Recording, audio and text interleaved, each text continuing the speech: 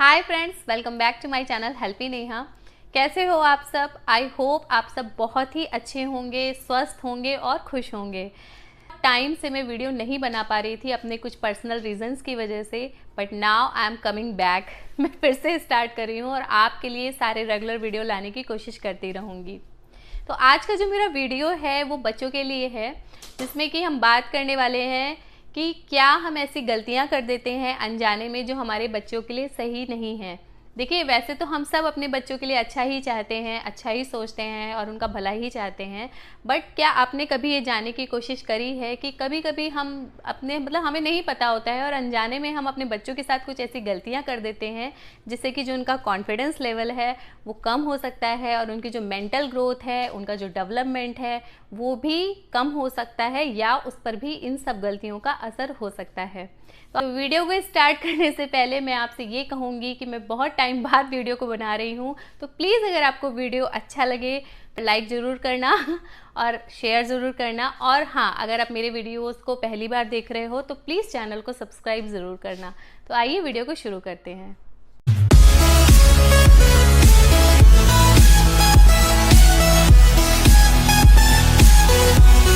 सबसे पहले हम बात करेंगे कि क्या आप अपने बच्चे का होमवर्क खुद करते हैं। तो ये आप सबसे बड़ी गलती करते हैं। कभी कभी हम बच्चे को स्कूल में अच्छी रैंक लाने की वजह से या हम चाहते हैं कि टीचर उसकी तारीफ करे तो उसका होमवर्क खुद ही करने लगते हैं। तो अगर आप ऐसा करते हैं तो देखिए, कभी कभी किसी रीज़न की वजह से तो सही बात है, बट अगर आप हमेशा ही ऐसा करते हो तो आप बहुत गलत कर रहे हो और इस चीज़ को आपको एकदम ही रोक देना चाहिए। इससे आप पे डिपेंड ही रहेगा होमवर्क के लिए और कभी खुद से हर काम को नहीं कर पाएगा। तो बच्चे का जो कॉन्फिडेंस लेवल है वो हमेशा कम ही रहेगा, क्योंकि जो आपने होमवर्क उसको किया है वो उसको नहीं आता है, वो आपने किया है। तो इस चीज़ को आपको बिल्कुल रोकना चाहिए। वो अगर 2 लाइन भी कर रहा है, 3 लाइन भी कर रहा है, आधा पेज भी कर रहा है, तो बच्चे को खुद ही करने दीजिए। खुद से आप बच्चे का होमवर्क मत करिए, क्योंकि अगर आप ऐसा कर रहे हैं तो बच्चे को खुद से लिखने की या खुद से अपने काम को करने की आदत बिल्कुल भी छूट जाएगी। तो बच्चे का होमवर्क आप बिल्कुल भी मत करिए, उसको करने की आदत डालिए, उसकी हेल्प करिए। बट अगर आप खुद उससे लिख रहे हैं, कभी कभी मैंने बहुत सारे मम्मीज़ को देखा है कि खुद से लिखने लगती हैं हाथ से, तो ये चीज़ बहुत ही गलत है। इससे बच्चे में जो सेल्फ एबिलिटी है वो कभी भी नहीं आएगी।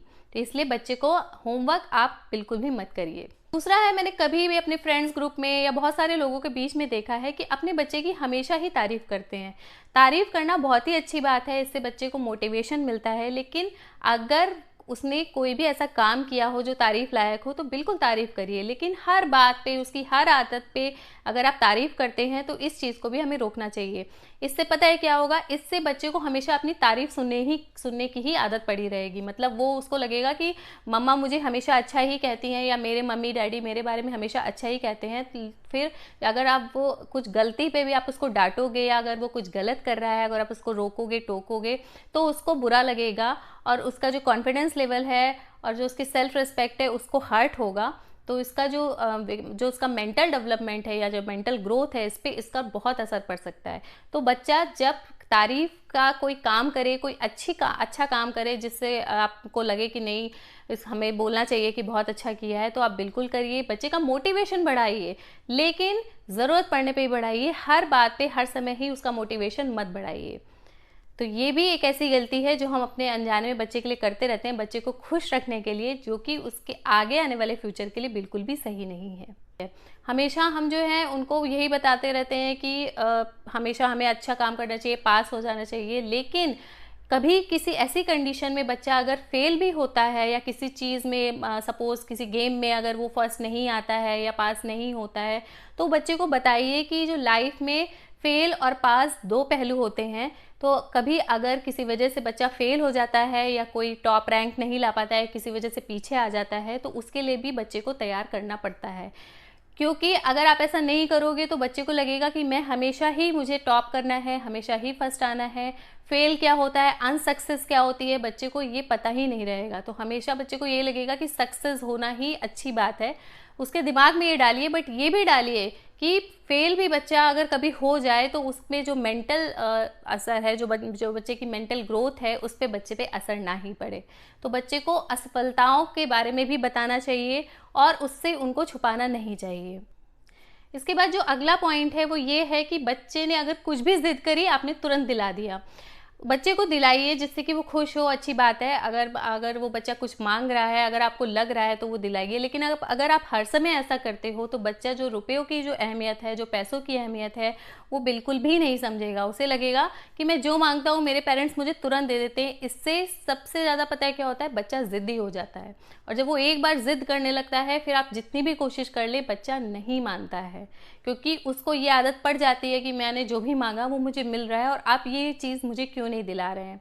तो आपको ये चीज़ का ध्यान रखना चाहिए कि हर चीज़ बच्चे को मत दिलाइए अगर उसकी ज़रूरत की कोई चीज़ है।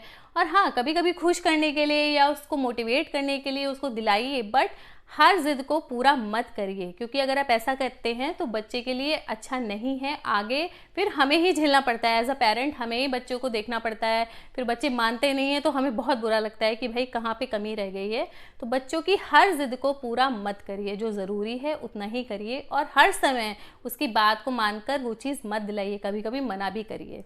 लास्ट पॉइंट है वो ये है कि बच्चे के सारे फैसले खुद लेना। देखिए, हम बच्चे के पेरेंट हैं और हमें पता है कि बच्चे के लिए क्या सही है क्या गलत है, बट कभी कभी हमें बच्चे की सोच पे या वो क्या चाहता है इस पे भी ध्यान देना चाहिए। जैसे सपोज़ हम बच्चे को ज़बरदस्ती बोल रहे हैं कि डांस क्लास करवाओ, लेकिन अगर बच्चे का इंटरेस्ट उसमें नहीं है तो वो अपना अच्छा परफॉर्मेंस उसमें नहीं दे पाएगा।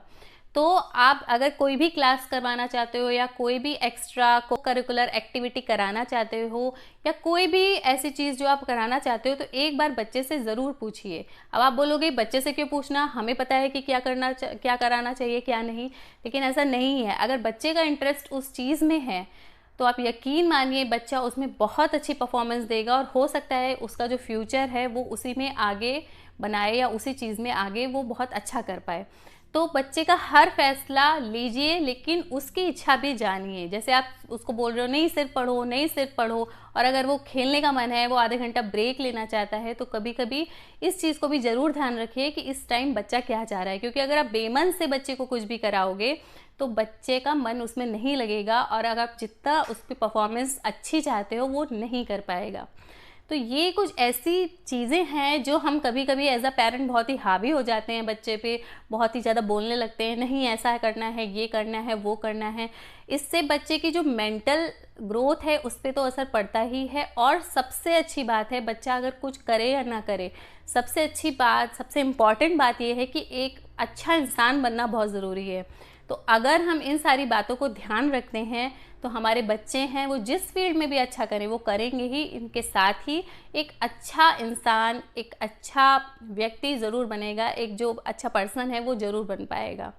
तो गाइस, कैसा लगा आपको वीडियो? क्या आप इन 5 गलतियों में से कोई भी चीज़ ऐसी करते हो, या आप अपने बच्चों के साथ कैसे ट्रीट करते हो जब वो होमवर्क करके नहीं लाता या जब उसकी कोई भी डिमांड होती है, तो आप कैसे उसको ट्रीट करते हो? तो प्लीज़ मुझे कमेंट सेक्शन में ज़रूर बताना।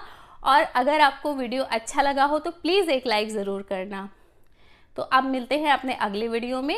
Thanks for watching, bye bye.